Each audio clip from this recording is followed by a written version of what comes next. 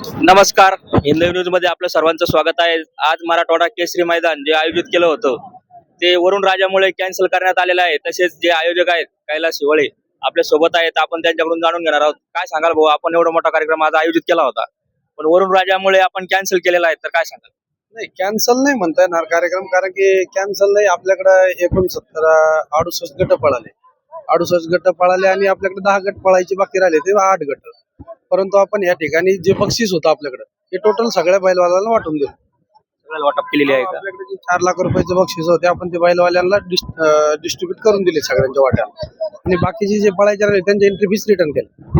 तसेच काही बैलगाड्या मला काही बोलले का त्यांना या आपल्या निर्णयाचं स्वागत केलं, काय सांगाल? सगळे खुश झाले बैलगाडा मालक, त्यांनाही माहिती आहे कारण की बंद पडला असे निर्णय होत नसते, परंतु हे बैलगाडा मालकाच्या हिताचाच निर्णय होता, त्यांच्यासाठी चांगलं होतं निर्णय. तसेच आपण बैलगाड्या त्याच्या मालकाच्या या दृष्टीने विचार केला. हा, बैलगाडा मालकांचाच विचार केला ना आपण, त्याच्यात दुसरा कुठला विचार? म्हणजे आपलं जे आपण हे ठेवतो, आपल्याला 1 रुपयाची कमाईची आशा नाही, फक्त जे बैलगाड्यामध्ये जे आहे याच्यात पैसे कमावले जात नाही, याच्यातले पैसे टाकावं लागते, हे कमवायचं काम नाही. तसेच आता दुसऱ्या वेळेस जे आपण ठेवणार आहे मैदान, ते कधी ठेवणार आहे?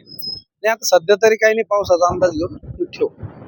या ठिकाणी पाहू शकता तुम्ही, जे बैलगाडी मालक जे आयोजक आहेत कैलास भोईवळे, त्यांनी सर्व बैलगाड्यावाल्यांचा विचार करून या ठिकाणी निर्णय घेतलेला आहे व सर्व बैलगाडी मालक जे आहेत त्यांच्याकडूनही त्यांचं कौतुक होत आहे. आपण या हिंदी न्यूजच्या माध्यमातून पाहू शकता.